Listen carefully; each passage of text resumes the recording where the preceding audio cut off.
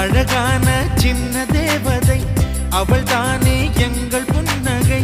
நாள்தோறும் இங்கு பண்டிகை, நம் வானில் வான வேடிக்கை. இதுபோல சொந்தம் தந்ததா இறைவாவா நன்றி சொல்கிறோம். உனக்கேதும் சோகம் தோன்றினா இங்கே வா இன்பம் தருகிறோம். சரவெடி